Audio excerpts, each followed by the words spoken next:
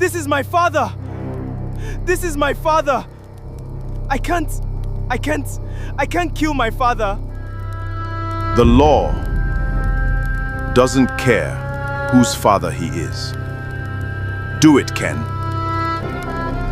Please, no. Pick up the knife. Pick up the knife, Ken. I won't. Then somebody else will finish it. And after that, they will deal with you too. That's where we are going to leave it for now. Because to understand how Ken ended up standing over his own father with a knife in his hand, we need to go back 3 weeks to a small quarrel outside a shop that should never have mattered. Ken was in his second year at the university, and like a lot of young men there, he wanted to belong to something. That was how the circle found him, not with threats, but with attention, older boys who made him feel important, protection when the wrong people looked at him twice. By the time a year had passed, Ken had already done small errands for them, collecting debts, sending warnings, standing where he was told to stand and looking like someone who you didn't want to cross. He was good at it. Nobody in the circle doubted him. His father, Jude, knew none of this. Jude was a mechanic back home, a simple man who worked hard and called Ken every Sunday to ask if he was eating well and reading his books. As far as Jude knew, his son was just a university boy, busy with school and friends. It happened outside Jude's shop on an ordinary Tuesday. A man named Eric came to collect a car he had left for repair days earlier. And what started as a disagreement over the bill turned into something neither of them expected. I came for my car. You said today. It's not ready. Give me 1 more hour. 1 more hour? You've wasted my whole morning. I'm doing my best. The part has not arrived. Don't touch me like that. You don't know who you just did that to. Jude laughed it off once he was alone. Just a man with a bruised ego over a car, he told himself. He had no way knowing that Eric wasn't just any customer. Eric answered to the same circle that Ken, his son, belonged to, 2 towns away. And inside that circle, being shamed in public by an outsider wasn't something you simply walked away from. Few days, nothing happened, and Jude nearly forgot about it. Then he noticed a car parked outside from his shop 2 evenings running, engine off, nobody getting out. He told himself it was nothing. 3 nights later, walking home late, 2 men closed in on him before he even understood what was happening. A car door opened. Someone's hand covered his mouth. In the 2 seconds before they forced him inside, Jude did the only thing his mind could think to do. With his fingers on the dusty back window, he scratched 3 letters, SOS. The car pulled off before he could finish the last stroke. A shop owner across the road didn't think much of it at the time. He just thought he saw a man being helped into a car. But that shop had a CCTV camera pointed straight at the road, and 3 letters scratched into the dust. Once someone actually goes looking, those are the kind of things that gets noticed. Ken had no idea any of this had happened.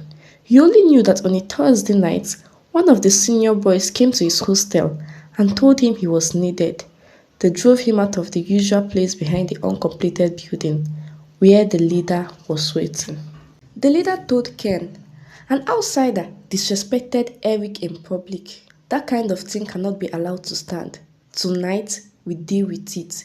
You, Ken, will handle it. Me? Ken asked. Yes, of course. You've handled matters for us before. You know how it's done, and this one is no different. They kept the sack over the man's head the whole time, the way they always did. Standard procedure. Easier for a young member to finish a job on a stranger than on a face he could recognize. Ken didn't see his father's face until the bag came off. In that circle, not the leader, not Ken, not even Eric, who had already gone home satisfied, had any reason to imagine that the man under the sack had a son already standing among them. It was truly nobody's plan, just a coincidence that arrived at the worst possible moment. So now you know what put Jude on his knees that night, and why Ken had no idea whose life was in his hands until the bag came off. Which brings us back to the exact second we left off. This is my father! This is my father! I can't kill my father! The law doesn't care whose father he is. Do it, Ken. Please, no. Pick up the knife. Pick up the knife, Ken. I won't. Then somebody else will finish it. And after that, they will deal with you too.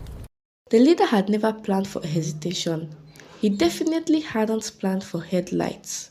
The CCTV footage had done exactly what evidence like that eventually does. Sat untouched for 2 days until a detective was checking a missing persons report against a shop owner's complaint, connected a parked car, a quarrel over a repair bill, and 3 shaky letters scratched into the dust. By the time Ken was in his knees shielding his father, 3 police vans were already turning off the main road with their headlights cut. The leader saw the first torchlight beam sweep through the bush before anyone else did.